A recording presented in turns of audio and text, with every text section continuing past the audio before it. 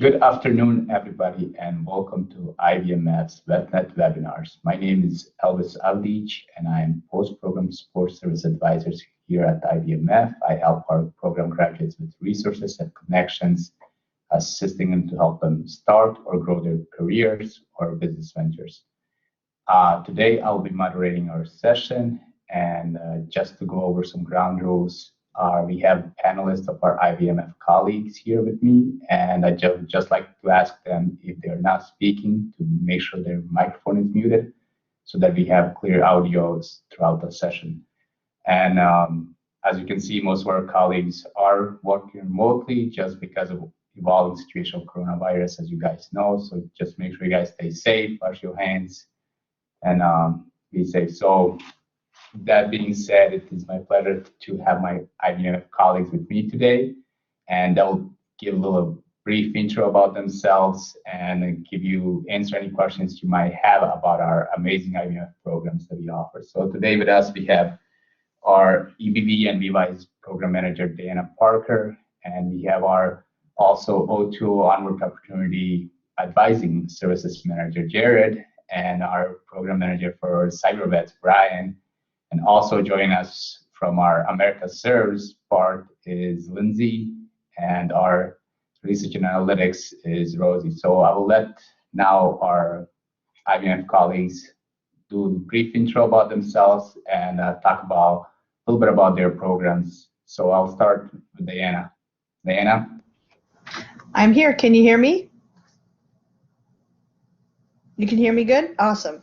So I'm Deanna Parker, as Elvis said. I'm the program manager for basically our residency programs that we offer within the entrepreneurship portfolio, our Arsenal portfolio. And so just explaining a little bit about me, I've been at the IBMF for over 3 years. I'm a Marine Corps veteran. I found out about the university through some research. And while I was researching on a paper for some legislation, and found out about the amazing things that the Institute does and wanted to be a part of that. So that's why I came, and I've been working with the entrepreneurship portfolio since I first came in 2016. So just a brief overview of my programs. The programs, not my programs, but the programs in the Arsenal portfolio. We have programs for startup, or for ideation, startup, and growth, as well as some support programs, 3 information hubs of support throughout the life of your business. And so the ideation programs are Ignite and Strive. Ignite is meant to just get your feet wet into the idea of entrepreneurship. So you don't know what entrepreneurship is, you think it might be something for you, you're not sure, want to find out a little bit more, check out our website for upcoming Ignite programs. Really what we do there is give you a brief overview of what it means to be an entrepreneur. You hear from successful entrepreneurs, you hear from our executive director about opportunity recognition, how to pick an idea and how to turn a business into it, find a problem, make a solution, and then you get connected to resources in your local area, and that's key with Ignite. So Strive is really a program that was meant really to test your idea through feasibility analysis. It is done in local, more regional community colleges and universities in rural areas. We are currently on our 2nd cohort at Hillsborough Community College with about 18. We've had about, I believe, 35 graduate in the past. And it's a really great program if you're still kind of in that ideation phase. Is my business idea going to work? Well, let's test it out. And Strive is a 3-phase program. So you do an online course, you do a residency, which consists of coming to the college or university throughout a couple of different weeks, and it's a longer period of time. And it's meant to be for people that are local, that can't take an entire week of residency off, and can come through the course of a couple of weeks of the program. And then there's the phase 3, which is a post-program support, and I'll get into that and just briefly go over that. And then we have our startup program. So we have our VWise program. It stands for Veteran Women Igniting the Spirit of Entrepreneurship. It is for women veterans, military spouses, and life partners, all women. And this program is really meant to connect with other women veterans and like-minded women entrepreneurs that are doing the same thing that you're doing. As a woman veteran myself, it's a time where you're around the majority or more women than you've ever been around, women veterans. I was around about 2 different women veterans the majority of my time while I was in the Marine Corps. And so it's a really great opportunity for women to connect in that way. This is also a 3-phase program. You have your online course, which is 21 days. You have, and it's instructor-led, which is great. And you have a residency, which is a 2.5-day conference where you actually connect with all the instructors. You connect through main sessions and breakout sessions and go through the fundamentals of this.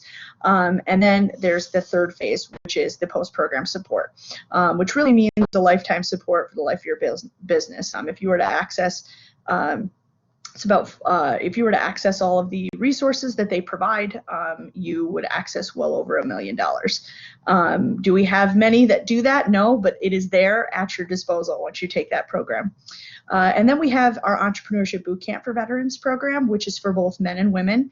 The majority are post 9/11, but please, I just had a question today about it. Please do not let the post 9/11 service eligibility requirement stop you from applying, because this is done at 8 other universities across the country, and some universities allow pre 9/11 veterans and some do not.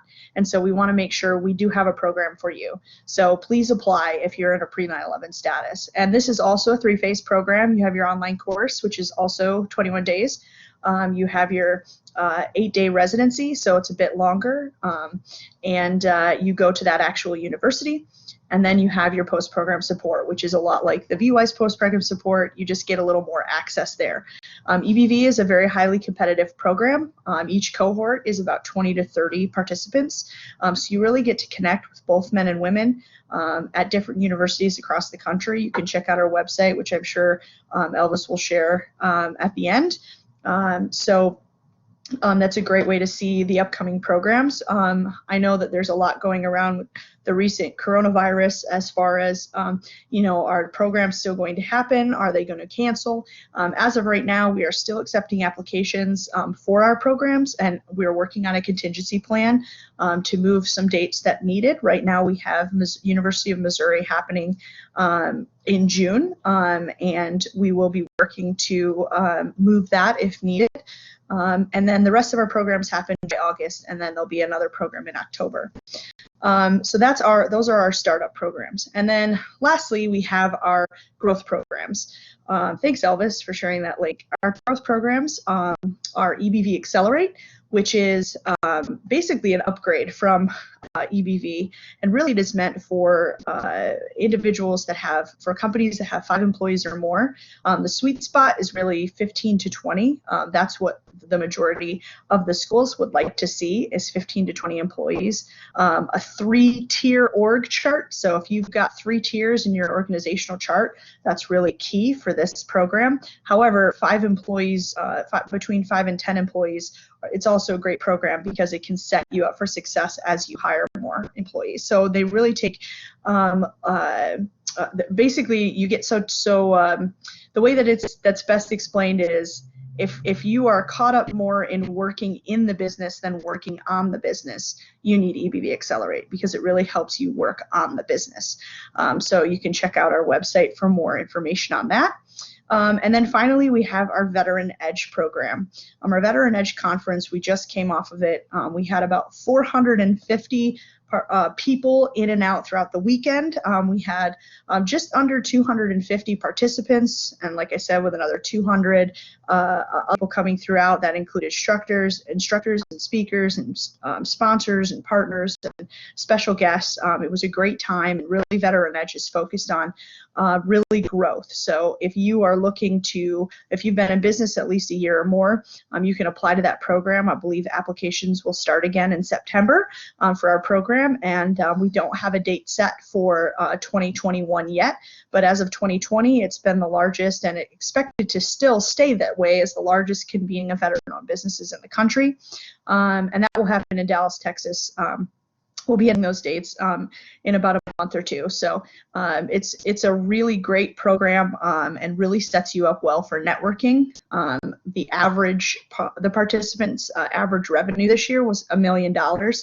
And the instructors and what we did with that program, and this is, I'll say it at the very end, is what we did at that program is because it's application based, we took a look at what the needs were for each individual participant that applied, and we developed our breakout sessions around that. So it really, really met the needs of those that were there. So those are all of our programs in our Arsenal portfolio. Please take a look at the website, and I'll be happy to answer questions at the end. Thank you.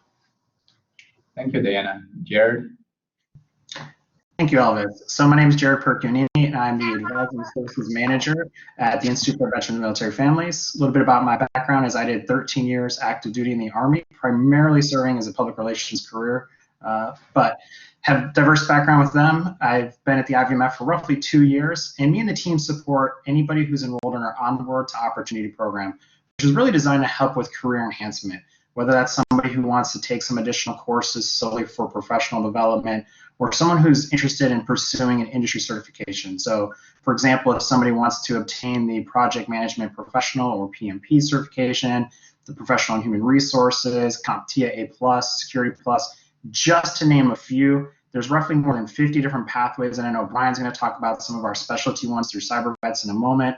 But how the program works is it's a 6-month cohort where individuals will join, and we have cohorts starting every single month online and 18 different installations across the U.S. that launch roughly every 2 to 3 months. So plenty of opportunity to join one of the groups. But once you start, you'll be enrolled into the course that you select, working with our enrollment specialist team.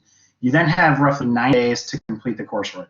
Some people complete it faster than that, but we put the 90-day mark because the second half of the cohort is designed to allow you to work on your test prep, which is really that final measuring stick to prepare you for the actual certification exam. As you can imagine, most of the exams are very difficult, so we want to make sure that you're fully prepared. So not only do you have the coursework, the test prep, there's tons of other resources available to you, whether it's electronic books, audio books, podcasts, labs, etc. The entire program is free of charge to you guys. There's no monetary investment. So not only do you have the coursework, the test preps, but once you complete the coursework and everything, we will pay for your industry certification exam as well. And then once that's all done, of course, we link you up with Elvis so that all the other programs that we're talking about here today, you're fully eligible for and you can take full advantage of. And with that, I'll turn it over back to you to Elvis. Thank you. Thank you, Jared. Now let's go to Brian. Elvis, and thank you, Jared. My name is Brian Radliff. You hear me well there, Elvis? We good? All right. I'm Brian Radliff. I'm the CyberVets program manager. As Jared said, I am a 31-plus year Army retiree, recently retired. Started working with IVMF here a little over 6 months back in September.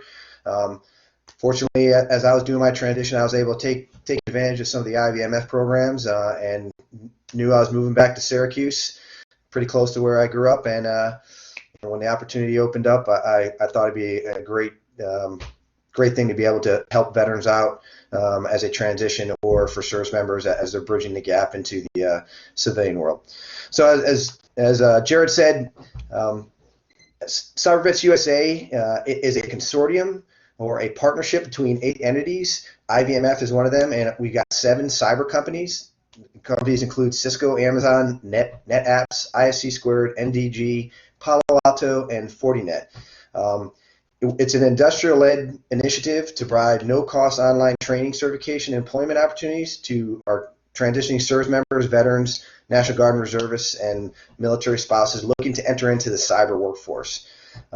It is a skill-to-job pathway that aims at fast-tracking veterans into high-demand cyber careers.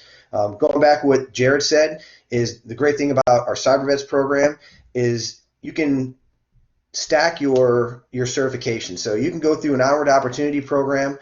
For example, a typical pathway for someone going into the cyber field would be either starting with Security Plus, possibly Network Plus, or Cisco's new CCNA, their Network Associate, and then taking advantage. sequentially, not simultaneously. So once you've completed your Onward Opportunity certification, after that first 6 months, you can take advantage of an additional certification through one of our industry partners. So Onward Opportunity provides about 20 IT certifications, 30 total with the personnel and business management certifications, Onward Opportunity. But then CyberVets also on top of that has an additional 18 to 20 pathways that you can take advantage. What I'd say probably our cream of the crop certification that CyberVets provides is the Cisco's new, it just changed. It was the CCNA CyberOps. It's now Cisco Certified CyberOps Associate. That's probably our most robust of all of our CyberOps. Currently it's a 255-hour commitment, but at the end you're getting a really intermediate to advanced level certification on top of that potential beginner or novice certification that you may have achieved through one of the Onward to Opportunity pathways. So bottom line is you can go soup to nuts, starting with O2O, get your initial certification, and actually after you complete that certification, depending on how quickly you do that, you can work on some other certifications while you're in our learning management system to help prepare you for the next step in your cyber career, which could be either, like I said, the CCNA CyberOps or one of the other partner offerings. So bottom line, great thing about the CyberVets USA is you can stack your credentials, get 2 certifications out of it, and really work towards your goal in moving into the cyber realm. Thank you, Brian. And now I want to pass it on to Rosie, who is running our IBMF Research and Analytics program here, and she'll tell us a little more amazing why it's important and a little more about it. Rosie? Good morning, good afternoon, I guess, depending on what part of the region you are coming from. Can everybody hear me? Yep. Okay, good.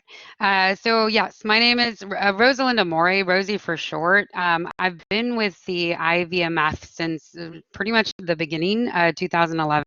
I'm not sure which employee number I am, probably 7 or 8, but I've definitely been from the beginning. I am not a veteran or a military affiliated person. I am originally from San Antonio. A lot of my research and involvement with the military really started in my undergrad program. I was involved in various occupational analysis for the Army, for the Air Force, for the Coast Guard, and continued that through my graduate level and certainly postgraduate degree life. Came to Syracuse in 2008, did that reverse migration. So typically you go north to south, I went south to north. But I started my own consulting business doing research for DoD. Continued doing military research. And then, in 2011, the Institute for Veterans and Military Families formulated, and they were looking for a director of research and joined the SU family since then. With the research and analytics team, we are a staff of over 10 full-time professionals. We're multidisciplinary with various skills and abilities. Half of our team support the various programs that we have here that you're hearing about today through their evaluation and analytical support.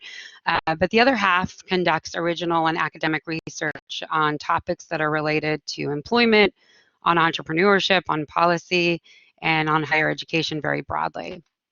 I'm only going to talk about a few projects for the interest of time, but we just wrapped up a series. We call it the Force Behind the Force series, and it really looks at the challenges and barriers for military spouse in particular. When we look at the unemployment and underemployment, and we just published a paper recently, and we talked about some of the latest stats. So we know that military, although unemployment has improved for most, it hasn't for military spouses. In fact, military spouses have an estimated as an unemployment rate 4 times higher than their civilian counterparts.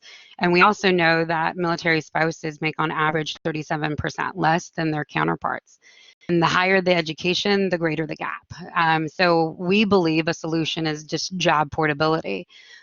We know that with every move, is often a new job, and we know that the landscape is changing. In fact, this virus is certainly testing that landscape as we speak to a more remote possibility. But before this, but with every move, military spouses are often not recognized for those opportunities or not given those opportunities. And so really providing a toolkit, a roadmap for employers to provide job portability is a solution. And certainly with the series, we provide some guidance, a roadmap for employers to use to support that.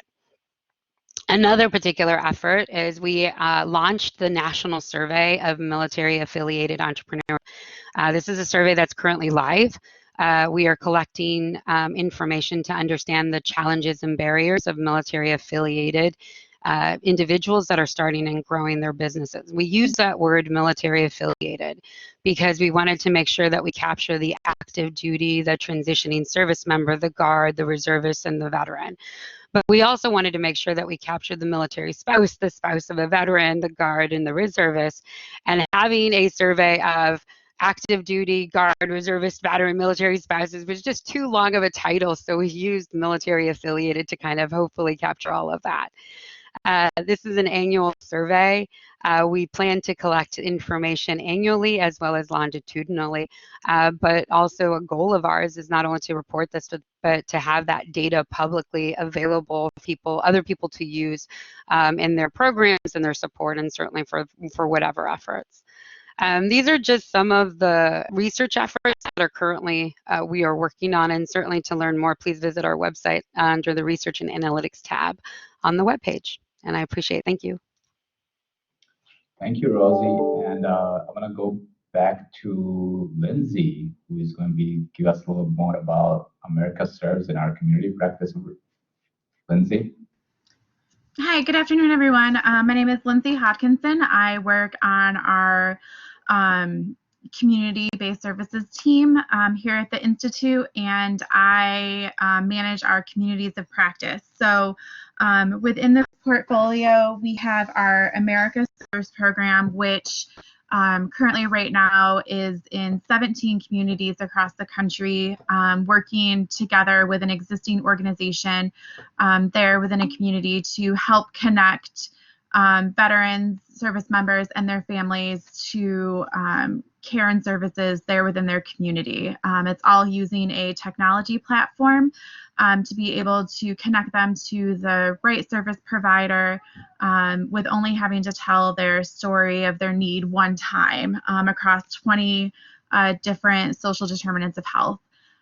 So like I said, we're in 17 different communities from New York to Pennsylvania, North Carolina, Texas, California, Washington, and then also working with a number of other partners and in the space that can help get assistance to anybody that might need it outside of those areas as well. A number of national providers that can help get you connected as well.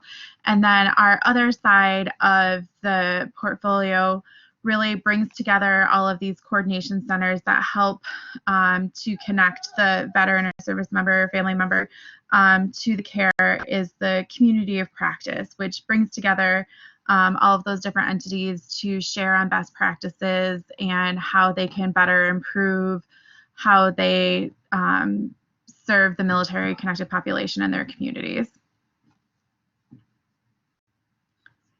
Thank you all. And I would just like to say one more time, thank you to my IBMF colleagues and my team. And right now we're going to spend the next 20 to 25 minutes of Q&A. So if you guys have any questions or any other things about the programs that we just mentioned, please let us know.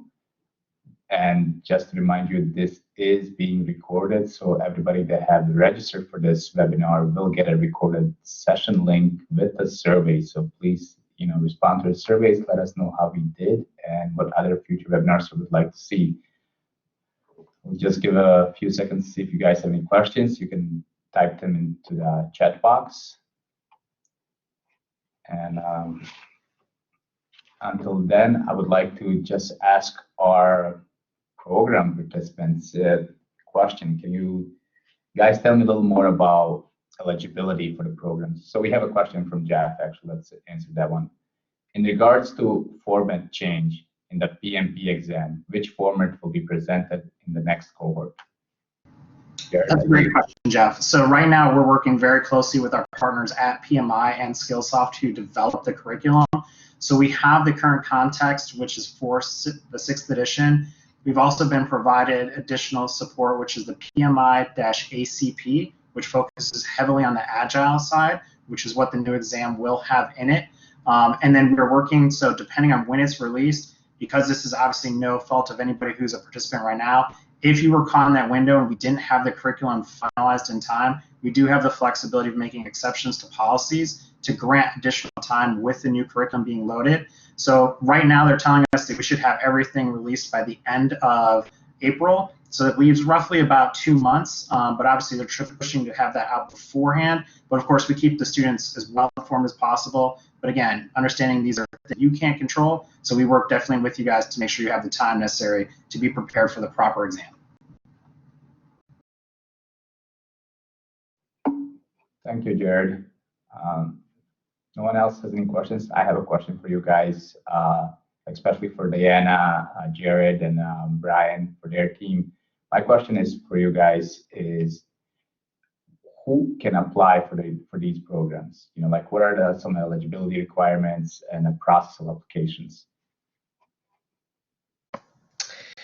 So I'll start with there's a couple of different requirements depending on the program that you want to apply for our entrepreneurship. But for our startup programs, there's no application. We just announce and put on our website when we have a registration open up or we have an event and we allow you to register. Sometimes our events are completely free. Sometimes we put a small registration fee. It just allows you a little skin in the game so that you show up.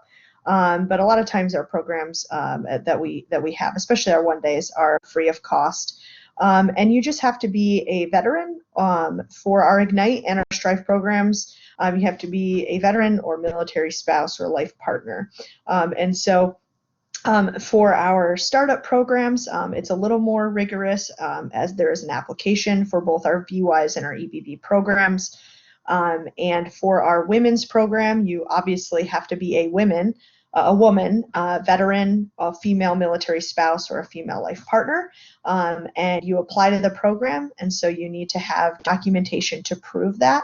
You need to have a DD-214, an LES, or the DD-214 of your spouse or life partner, or an LES if they're currently active duty of a spouse or life partner. And then for our growth, you have to be the same. For EBV Accelerate, it's currently just for veterans. So you would need a DD-214 or active duty. That we do have some active duty that attend if they get special permission because they're planning on starting a business when they get out, or they might be doing both at the current moment. So you have to be a veteran for EBV Accelerate or currently active duty or currently serving. And then for the Veteran Edge Conference, the Veteran Edge program, you need to be a veteran or military spouse or life partner, and that's for both men and women, but you have to be in business for a year or more.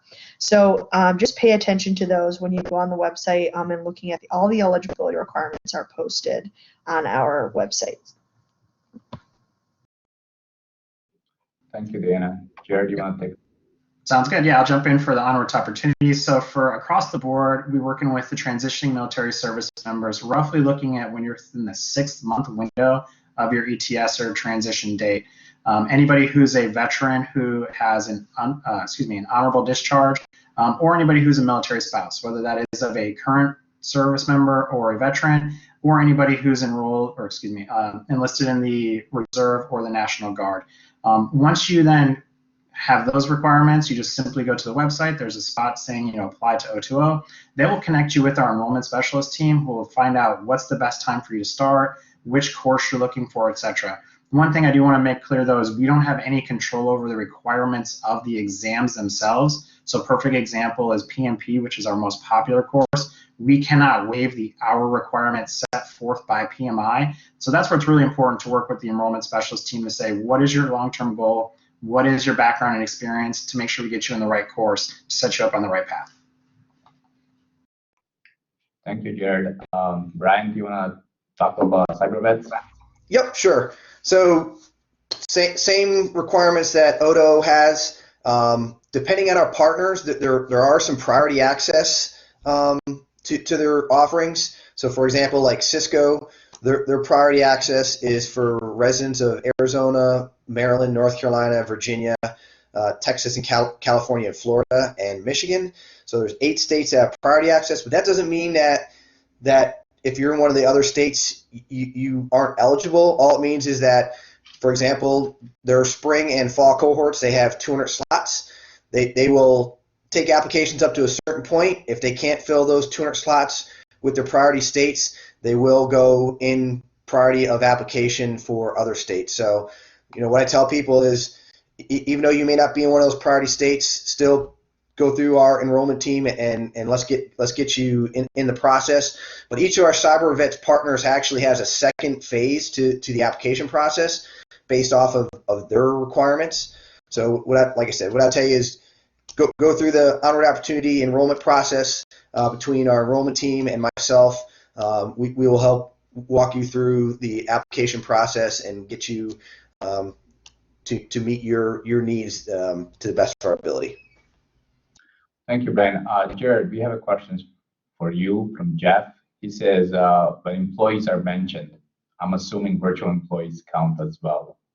Just want to be clear on that. And also back to PMP, will we also have guidance on how to line up our previous work to align with PMI standards for project submissions? Yeah, I can definitely tackle the PMP one. So for that, we have a number of different resources built in that help you capture those hours. It's one of those things, especially if you consider capturing 4,500 hours of experience, it's a daunting task. So we have a number of different sheets to include an Excel spreadsheet that helps you build out all the different projects you've worked on. We, of course, always recommend you also reach out to the local PMI chapter. But we also have a number of other resources that other students have mentioned, whether it's Vetstone, etc. So we provide as many of those as possible because we know each person is going to find the one that works best for them.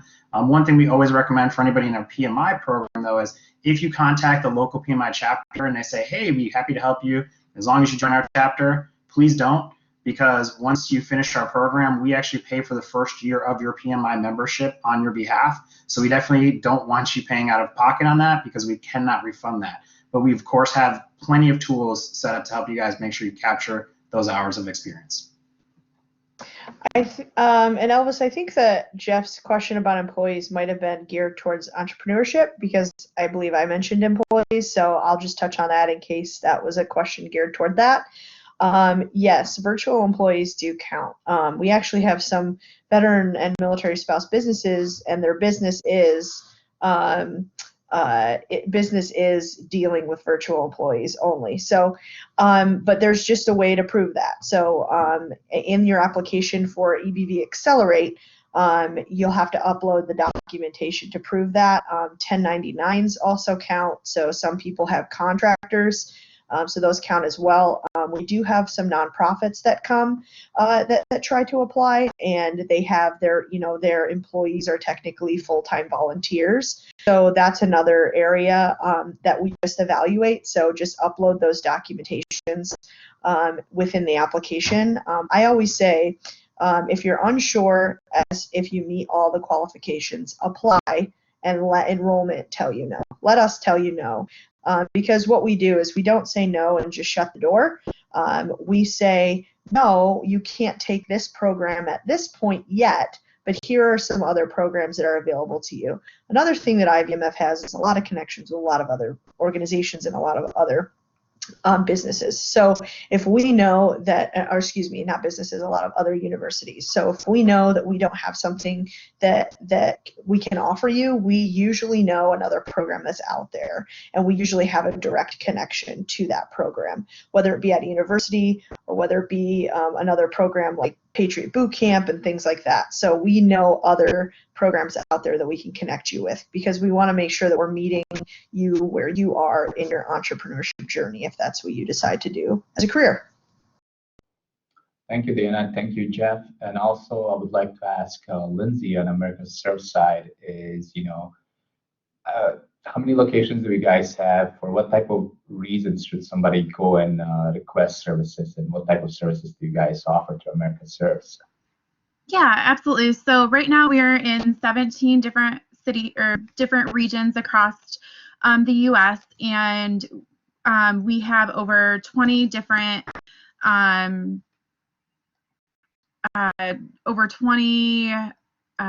service categories that somebody may request a service on. So from housing, employment, mental behavioral health, transportation need,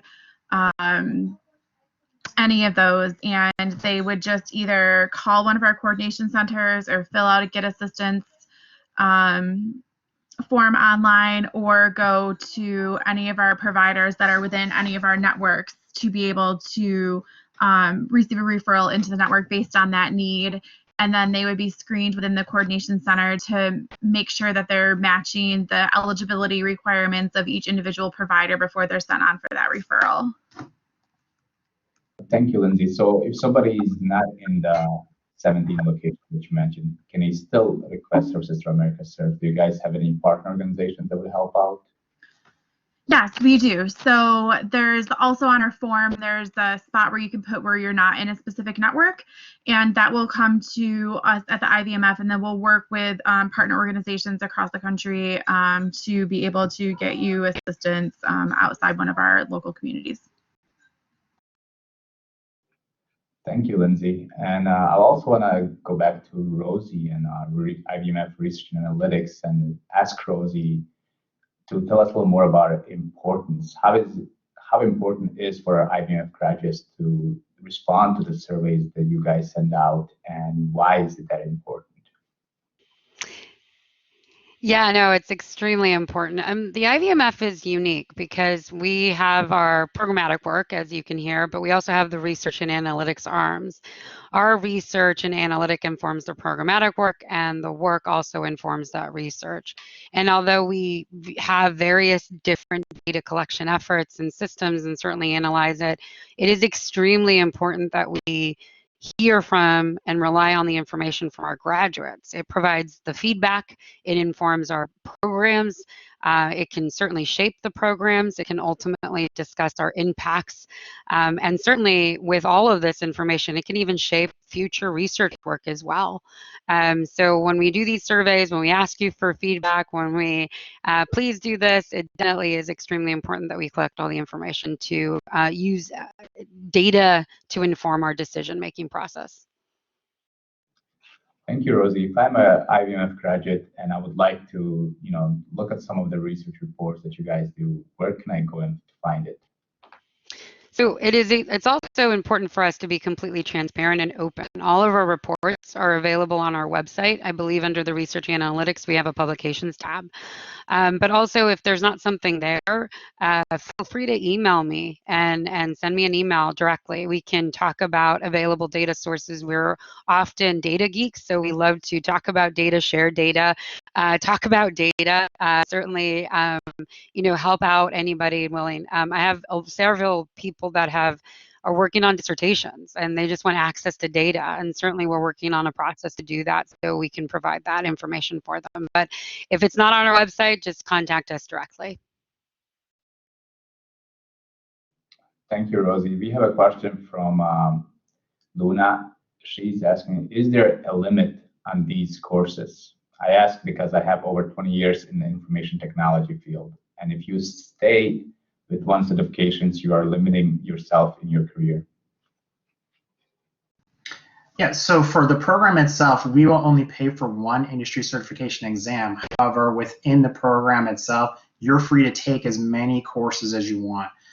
We definitely want to encourage people to continue to expand their knowledge. But as a grant-funded program, which OTO is, we do have the only ability to pay for one certification exam. And that's where, for us, it's really important working with the enrollment team and then your assigned advisor to ensure that you're following the right course. We do understand that that changes. So once you make that decision of which one you want us to move forward with and pay for, we're happy to do it once you complete the requirements. But then again, you're going to be tied into our alumni services, which has a ton of other resources. But for that part, it is only just the one certification exam. Thank you, Jared. And while we are on this subject, can you also, maybe Brian can jump in, like if somebody goes through O2O program and finishes certifications, and after they finish their additional time in Skillsoft, can they also come back and take, CyberVets as well?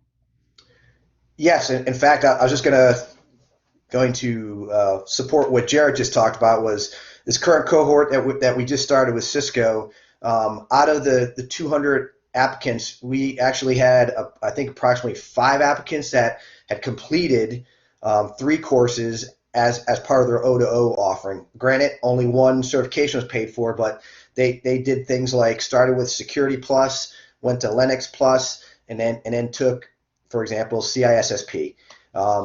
Only one of those was paid for, which was their primary course. And then we had another, so a lot of our CyberVets folks that transition from O2O and then go into that sequential taking CyberVets second have, during their 180 days of access to our learning management system, have completed certification and also completed additional coursework in our learning management system to help set them up for that intermediate to advanced level certification that they went for example, with Cisco's CCNA CyberOps. Thank you, Brian. We have a question from Jeff. Jared, is it possible to reapply to get curriculum, but you'd have to pay out of pocket for the next certification? Unfortunately, that is not the case. And again, it's because it's being a grant-funded program. We are only authorized to provide one learning management system license per student. But to kind of elaborate to make sure everybody understands is you not only have the first 90 days to work on the coursework, but then the second 90 days to do test prep, which completes the 6-month cohort. Once that cohort's done, you then are again tied over to Elvis and the alumni team, which means you still have access to your LMS site for an additional 6 months. So you're really looking at an entire year of having a wealth of knowledge at your fingertips, especially through our new website, which is Percipio. That again, as Brian just mentioned, number of people have jumped in and taken additional courses. They then choose if they want to pay for the certification on their behalf or not, and then really use that as a jump pad to go into CyberVets or another pathway to say, hey, I'm going to take this, I'm going to jump to the next level and just continue that professional development. Thank you, Jared. Brian, question towards you. Can you elaborate on data analyst pathway within CyberVets? Sure. Our Amazon Web Service Educate offers a data integration specialist course, which is a 35-hour learning course, which includes a mix of videos, papers, labs, and quizzes. It's not a certification. It does complete with a certificate of completion, and then you could go into, for example, going back to where we talked about the integration between O2O and CyberVets. If you started with the data integration and then you want to come back and work on your PMP or one of your other skills to help you in that data integration or one of the other IT programs, depending on what company you're working for and what certifications they're looking for, what skill sets, you'd have to look at, like I said, one of the 20 O2O courses or potentially one of the other CyberVets. Thank you, Brian. So we have probably 15 minutes left, and my question for you guys is, for most of the programs teams, in terms of like preparation to apply for any of the programs, do you guys have any advice? Like, how should veteran or spouse service member prepare before they apply for any of our IBMF programs?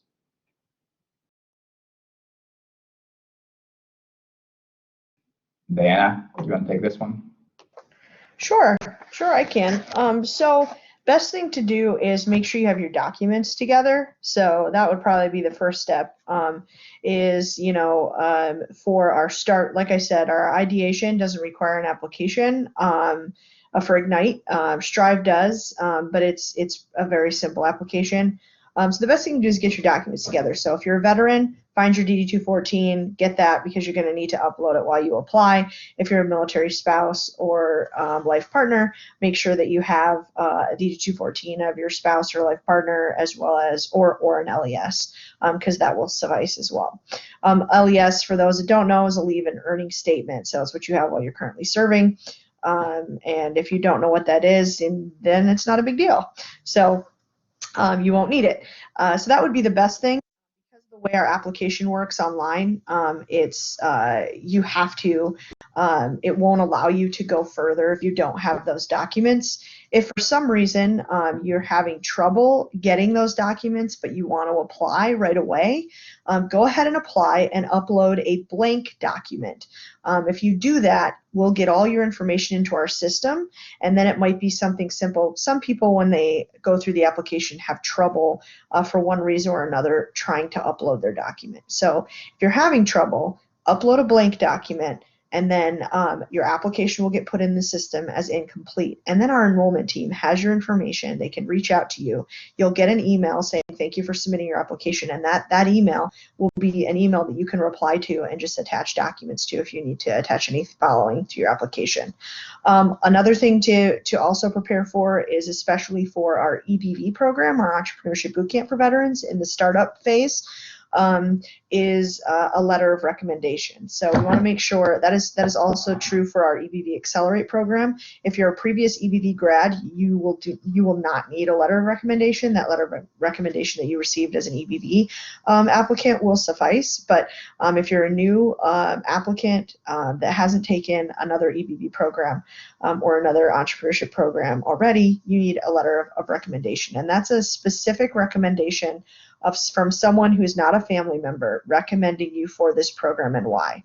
And then lastly, a good thing to do is just think about what your vision is for your business, why you wanted to start your business if you've already started it, and what qualifications or skills you have that would make you a good business owner or that make you a good current business owner. Those are some of the questions that are asked in the application. And our applications vary based on the program as far as time. EBV and EBV Accelerate are probably the most intensive applications, and they only take about 30 minutes or less, depending on how fast you can read and type. So our VWise application is a little bit less rigorous, and our Veteran Edge application is a little bit less rigorous, but still asks some questions. At Veteran Edge talks about kind of what are your 3 biggest issues in business that you're struggling with. And so we use those, as I said before, we use those questions to tailor our breakout sessions. So that would be the best way to prepare for entrepreneurship program applications. Thank you, Deanna. Jared, do you want to say a little about also? Sure. So much like Deanna said, I definitely think having all your documents in order when you first apply and then work with the enrollment specialist team is a definite way to start off on success. I really think for our O2O participants, it's having a true conversation with yourself of, is this the right time for you? And what I mean by that is, most military individuals are very guilty of putting a ton of things in our rucksack when we don't have to continue to do that. And we continually have conversations with someone who's, I'm about to retire, I'm also going through my grad school, and I'm set to PCS, move back somewhere else. Is this the right time to throw something else on your plate? And it's a conversation you really need to have with yourself and with your family members, because as mentioned, we do have a cohort that launches every single month. So you could wait an additional month for that retirement to be finalized or for you to make the move to a new location, because we really recommend about 6 to 10 hours a week on the work.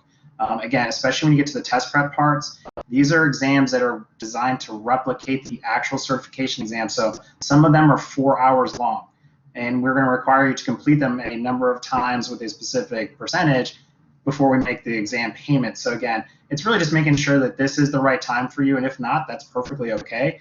And then we can, of course, decide what is a better time for you working with the enrollment team. Thank you, Jared. Brian, we have a question for you as well. And do you want to talk a little about preparing for CyberVets? Question for you is, what is the website to CyberVets? Yep, actually, do you want to, you able to share my screen, Elvis? if I bring it up, or Yes, you can share your screen if you go and share content and share applications. hold on a second. All right, let's see here. Let me pull up my slide.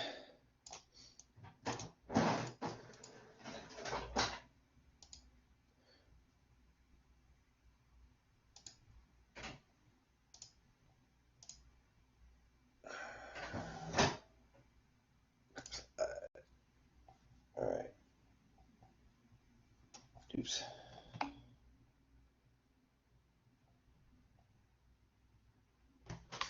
All right, well, I'm actually going to answer one of the other questions here real quick. So that going back to what Jared talked about as far as sharing are things you can do to prepare if you want to go into a cyber career field. Cisco actually has a Cisco Vet Prep, which is a 45-hour cyber basics and cyber essentials course that anybody can take that doesn't count towards one of their certifications. So if you're thinking about transitioning over to cyber vets or into a cyber career field, this is a great resource to use prior to even using your onward opportunity or your ODA or your cyber vets eligibility. So if you use Google and go into www.cvent.com, that will bring up the CyberVets website. But the bottom line, if you're interested, what I really recommend folks to do is go to Odo, because you're going to have to go through the application process with us.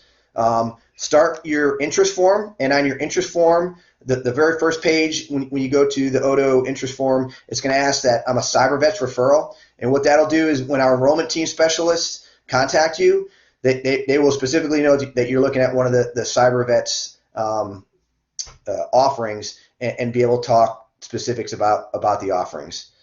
But www.cvent.com, and that will bring up the CyberVets USA. But it's Cisco CyberVets USA. You can also Google that, and it'll bring up our website. Thank you, Brian. Thank you all. And just last thing from me is if you guys have any advice, any alibis, anything else you would like to share in our last question, please share with our audience. Rosie, Lindsay.